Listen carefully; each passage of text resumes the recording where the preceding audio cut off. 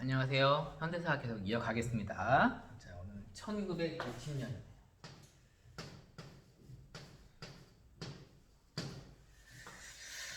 자, 이제 저번 시간에 이제 이승만 대통령이 이제 세 번의 대통령을 이제 이어가게 됐다는 것까지 했습니다. 그리고 이제 1960년이라고 합니다. 이제 여기서 또다시 대통령 선거가 이뤄지게 돼요. 자, 이 1960년 대통령 선거 때 이때 이제 강력한 주제가 있는데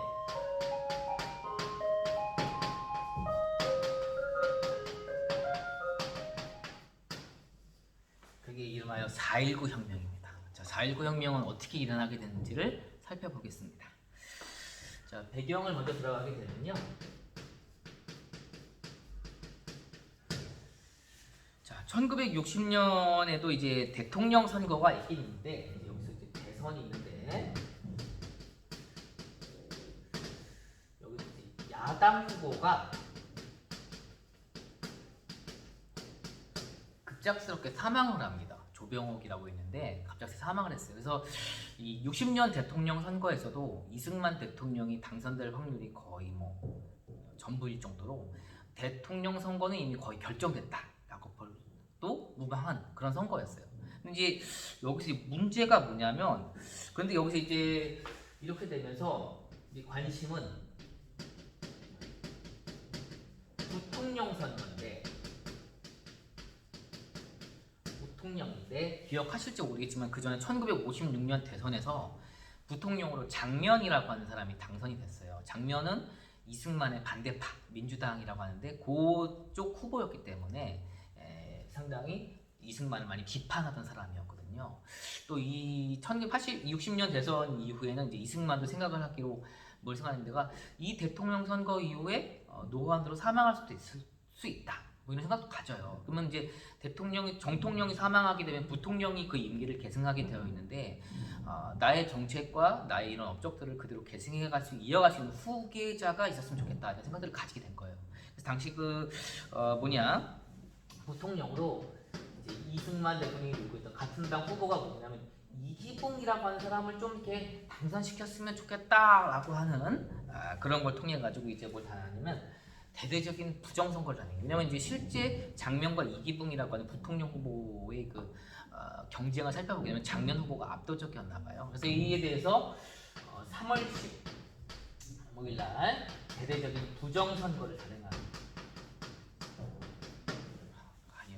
말로 설명하기도 어려운 것들이 많아요. 뭐 이렇게 깜깜이라고 해가지고 개표하려고 투표함을 이렇게 열었는데 열는 순간 갑자기 막 정전이 되고, 그래서 막 우왕좌왕하고 다시 눈을 이렇게 불이 들어와서 표를 보면 훨씬 더 늘어 있는데 대부분 이기붕 표고, 그 다음에 그 투표로 가는데 그 투표로 간 데에서 막 혼자 투표하는 게 아니라 세 명 다섯 명이 손잡고 투표하라고 한다거나, 또는 투표하는 거를 당시 정치 깡패들인데 이 정치 깡패들이 막 지켜보고 있다거나, 진짜 이루 말할 수 없는 온갖 그 아주 더러운 방법들을 동원해서 부정선거가 치러지게 됩니다. 자, 이에 대해서 이제 이 당시 60년에 이제 우리나라 국민들은 참지를 않았던 거죠. 자, 이에 대해서 이제 과정을 들어가겠습니다. 과정으로 들어가게 되면, 자, 이제 여기에 대해서 당연히 너무 대놓고 하는 이 부정 시위에 대해서 이제 규탄 시위가 벌어집니다. 규탄 시위가 벌어지는데 그 규탄 시위 중에서 이제 가장 결정적인 건 이제 마산에서 열린 시위에서 한 중학생이 이제 피살된 발생한 거예요. 김주열이라고 하는 학생이 시위 도중에 이제 사라졌는데 잘 모르고 있다가 어느 순간 마산 앞바다에서 시신이 돼서 떠올랐는데 눈에 최루탄이 박힌 상태로 아주 참혹한 상태가 돼서 떠오른 거예요. 최루탄을 사용할 수 있는 조직은 경찰밖에 없거든요. 경찰이 시위자를 살해하고 그 살해한 데서 끝인 게 아니라 시신을 은닉한 거예요. 범죄 중에 이런 악독한 범죄를 저지른 겁니다. 이 권력을 유지하기 위해서. 그래서 이제 이런 것들이 하면서 이 시위가 어떻게 되냐, 이러면서 이제 시위가 전국으로 확산이 되기 시작합니다. 야, 이 정도 진짜 놔두면 안 되겠다. 부패도 너무 부패했다라는 거죠. 자, 그래서 여기에 이제 되어 있고, 그 시위 도중에 이제 고려대 학생들이 이제 피습을 당해요.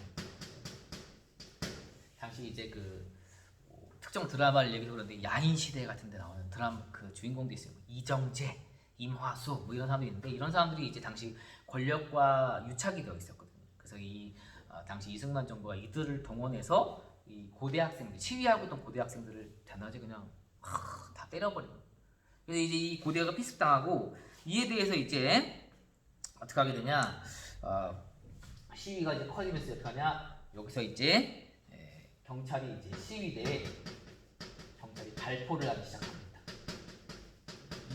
이 고대 피습 이후에 시위가 아주 격화되거든요. 그 격화된 거를 진압하기 위해서 발포를 하게 되고 여기에 대해서 이제 계엄령이 선포가 돼요.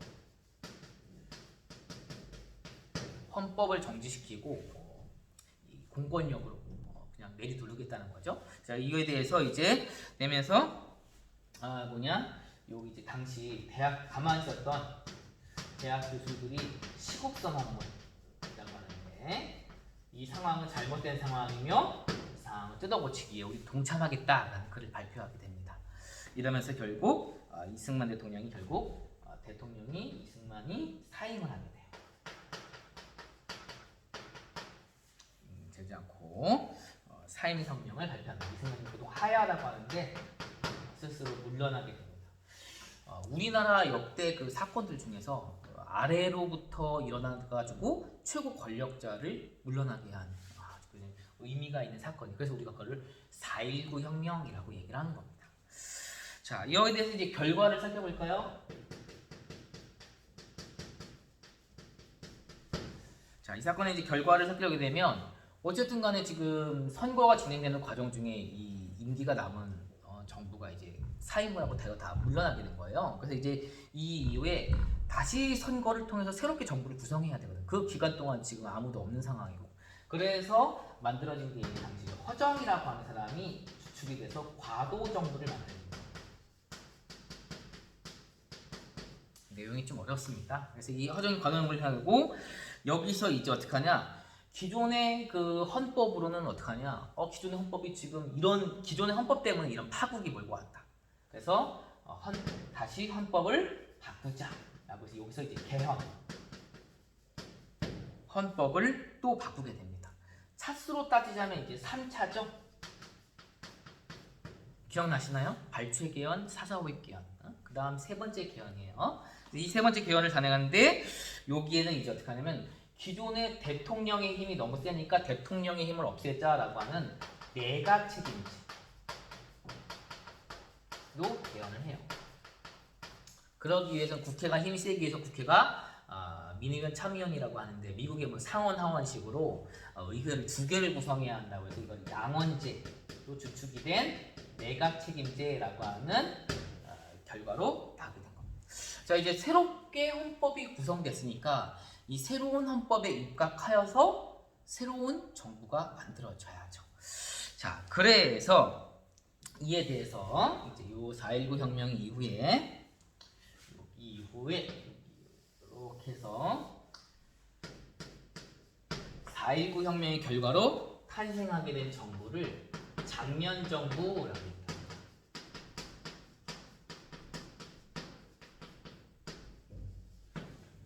여기서 조금 어렵지만 유의하셔야 할 상황은 이 당시 이승만 정부 다음이 장면 정부인데 이승만은 대통령이었잖아요. 장면은 대통령은 아니에요. 왜냐하면 내각 책임자. 내각 책임자에서는 대통령의 권한은 사실상 없어요. 국회 다수당을 구성하고 있는 그 당의 총재, 그러니까 국무총리가 돼서 국가를 지도하는 형태거든요. 그래서 이 국무총리예요. 국무총리가 실권을 가지고 있기 때문에 장면 정부라고 얘기를 하는 거죠. 이 장면 정부는 이제 그 상태를 살펴보게 되면은 자, 새 헌법에 따라서 이제 새롭게 총선, 국회의원 선거가 이뤄지고 이 국회의원 선거에서 기존의 이승만 정부가 잘못한 것에 대한 반발로 일어난 것이 4.19 혁명이었기 때문에 그 직후에 일어난 선거에서는 당연히 이승만의 자유당에 표를 몰아줄 사람들은 아무도 없겠죠. 반대파였던 민주당이 대승을 거둡니다. 민주당이 대승을 거두게 되고 그래서 여기서 이제 어떻게 하냐? 여기서 이 대승을 거둔 민주당이 이제 국회에서 형식적 상식적이지만 대통령으로 윤보선이라고 하는 대통령을 선출을 합니다. 대통령으로는 이제 이승만 다음 대통령이 되는데 권력은 거의 없는 대통령이라고 보시면 되겠어요. 그리고 그다음에 여기에서 이 윤보선 대통령이 이제 지명을 하죠. 그래서 지명이 되는 이제 국무총리 장년이 지명이 돼서 장년이 실질적으로 정치를 하게 됩니다. 그래서 우리는 장년 정부다라고 얘기를 하는 거죠. 자, 여러 정책들을 취합니다. 그 정책들 중에 이제 사실 내용들이 소년특강에서 많이 사라지긴 했는데요. 그 중에 조금 언급할 만한 내용은 경제개발 계획 세웠다는 거.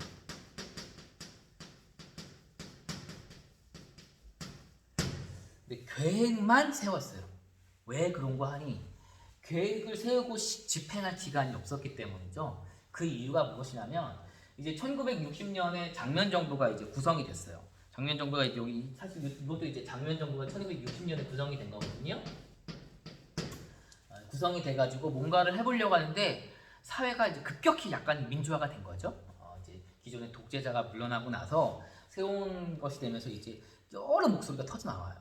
이제 통일 방안에 대한 것들도 뭐 여러 다양한 얘기가 나오게 되고 사회 억압적인 거에 대해서 좀 개선해달라고 하는 것을 요구하는 그런 민주화 요구가 되게 많아지면서 사회가 약간 좀 어떻게 보면 좋게 보면 다원화되고 활성화된 것이고 나쁘게 보면 좀 이렇게 불안하거나 이렇게 될 수도 있는 상황이 된 거예요. 그런데 이거를 당시 지켜보고 있었던 군인들이 있었어요. 그 군인들 중에 이제 한 명의 군인이 이거 나라를 이거 큰일 나겠는데? 해가서 어떡하냐? 본인의 군대를 동원해서 군사 쿠데타를 일으켜요. 그래서 국민의 힘으로 구성된 이 정부를 뒤집고 본인이 다시 권력을 차지하는 우리 역사가 다시 뒤로 후퇴하게 되는 일이 발생하게 돼요. 그게 1961년도에 일어나게 된 5.16 군사정변, 군사 쿠데타입니다. 그걸로 인해서 등장한 사람이 누구냐면 박정희라고 하는 군인이고요. 이 박정희라고 하는 군인이 등장하게 되면서 우리나라 현대 역사가 다시 한번 크게 요동을 치게 돼요. 그 부분은 한 덩어리로 이제 해가 5.16부터 해가지고 유신체제까지 쭉 이어지는 부분을 하나로 해야지 이해가 훨씬 더 쉽기 때문에 오늘은 일단 오늘 분량은 여기까지 진행을 할 겁니다. 그래서 다음 시간 내용은 조금 이제 길 것으로 예상이 되는데요. 박정희 정부가 이제 만들어져 등장하는 5.16부터 시작해서 박정희 정부가 이제 끝나게 된 12.6까지 한국 근현대사의 현대사의 중요한 굵직굵직한 사건들을 살펴보러 가도록 하겠습니다. 자, 오늘 내용 역시 고생하셨습니다.